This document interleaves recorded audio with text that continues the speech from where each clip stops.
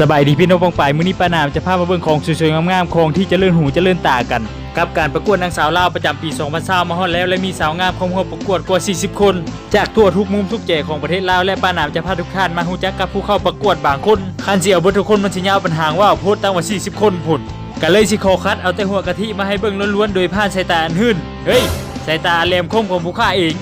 อ่านว่าพวกที่รอคอยว่าการประกวดนางงามจะต้องมีชุดบิกินอกบิกินี่เสียใจนำเด้อพวกสายหื่นทั้งหลายรวมทั้งตัวกูพร้อมเพราะว่าในคลิปนี้บ่มีเอาเข้าไปเบิ่งผู้เข้าประกวดที่ถูกคัดมากันเลย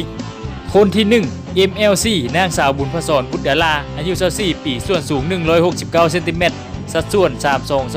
32-24-35จากนครหลวงปัจจุบันกำลังศึกษาระดับปริญญาโทปีที่2มหาวิทยาลัยการค้าสากลประเทศจีนสาขาธุรกิจสากลสุดชนเผ่าโลมาคนที่2 ML5 นางสาวพรธิดาแก้วบุญพันธ์อายุ24ปีส่วนสูง165เซนติเมตรสัดส่วน32-24-36จากนครหลวงจบการศึกษาที่ดงหัว University สาขาการตลาดนครเซี่ยงไฮ้ประเทศจีน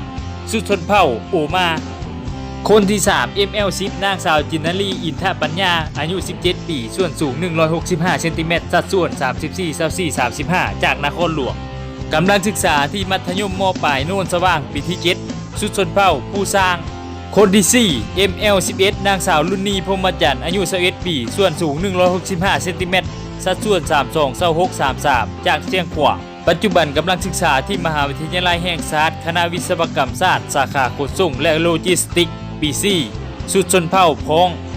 คนที่5 ML37 นางสาววิไลรัตน์พรหมแสงอายุ21ปีส่วนสูง165เซนติเมตรสัดส่วน33-24-36จากขมวนปัจจุบันกำลังศึกษาที่สถาบันการธนาคารสาขาการเงินปีที่5สุดชนเผ่าตรีคนนี้บ่เสียบ่ได้เพราะว่าเป็นตัวแทนจากบ้านเกิดผู้ฆ่าเอง